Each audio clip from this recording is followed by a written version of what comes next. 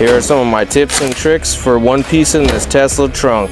I'm going to be installing this Tesla trunk without any seams, but I like to keep these trunks propped open and always using this vinyl because I will be doing this solo. Now, like before, we're going to be leaving the liner on both ends of this so we can do a hard tack to this vinyl. Now, I'm going to be using Instagel at full blast on this trunk and the film, but you got to make sure it's on the film too so it could float. But y'all pay attention, because I'm going to be caking it on this body line. Now let's let that magic begin. We're going to start by wiping this part dry so you can do this dry tack. But once you release this liner and put it to the car, it's going to give you a hard tack. It ain't going to pop on you. You don't even need a squeegee. Just use your hand. Now, to relieve a lot of this tension, we're going to be cutting this U pattern right here to make this a way easier stretch. Now here's our hot water again. This is actually softening this film up. I'm telling you guys, it's going to make it an easier stretch for you. Now watch this. I'm going to be using this towel to dry the film, but you got to use this hand so I can do this technique for you. Now let's let that magic happen. But you got to move fast, y'all. See how I'm using my palm to stretch this film with that body line? You see it, how it's hugging it? Man, I know y'all see it. Now let's do this hook move at the end so we can lock it in place. Dang, you see that? You could also tack it to this quarter panel though. That's why I put that vinyl there. But y'all better hurry up and squeegee with this body line though before it starts drying up on you. Now we're going to get back to that imaginary road map. So we got to extract all this gel from underneath this ULTRAFIT film. Now this is my hot DI tack. I use this to flush out all the gel from the edges, but I'm also going to be cutting a little opening right here because you got to spray out all the gel right here. So once again, use your hot DI tack to flush out all this gel. Now remember, we got to leave this on for about 30-60 minutes so this film could bond to that paint, because if you don't, it's going to start popping back on you, especially on a one piece. Now that we're back at it, now we're going to show you these final cuts and wrapping some of these edges. Now I highly recommend that some of you guys get a helping hand for these first few installs before you attempt anything like this solo. Now if you want to be excellent at anything, we're going to have to practice, y'all. I hope this video helps some of you guys out. I'm Anthony Magonian. You can follow me on IG at PPF_Tony for more tips, tricks, and my advanced techniques.